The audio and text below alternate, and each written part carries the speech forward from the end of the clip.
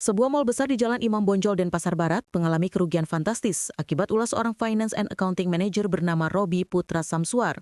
Pria asal Padang Panjang, Sumatera Barat itu diduga menggelapkan uang hasil penjualan tunai mal sebesar Rp661,1 juta. Kasus penggelapan dalam jabatan ini dibebarkan oleh Kapolsek Denpasar Barat, Kompol Laksmi Trisna Dewi W.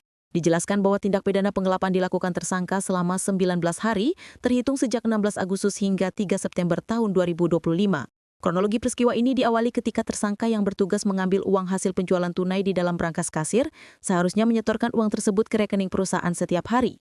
Namun uang hasil penjualan tunai harian perusahaan tidak disetorkan ke perusahaan, melainkan diambil dan digunakan oleh Robi untuk kepentingan pribadinya sedikit demi sedikit hingga berjumlah Rp661,1 juta.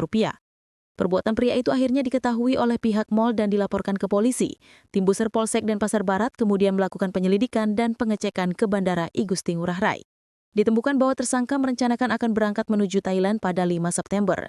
Namun dari hasil pengecekan lebih lanjut, tersangka belum berangkat ke Thailand. Diketahui bahwa sebelumnya dia sempat membeli telepon genggam Samsung di Mall Beach Walk menggunakan uang hasil kejahatannya. Teman pelaku berinisial ZM juga sempat disuruh membuat rekening bank dan uang hasil penggelapan dikirim ke rekening tersebut. Hasil pengembangan lebih lanjut diketahui bahwa Robi berada di daerah Sleman, Yogyakarta. Pelaku akhirnya ditangkap di sebuah warung makan di kawasan tersebut pada Kamis 11 September dini hari. Keesokan harinya, dia dibawa ke Bali oleh Polsek Denpasar Barat. Dari hasil interogasi diakui oleh pelaku yang belum memiliki istri ini, nekat melakukan kejahatan karena faktor ekonomi dan gaya hidup yang berlebihan, meskipun gajinya mencapai belasan juta rupiah.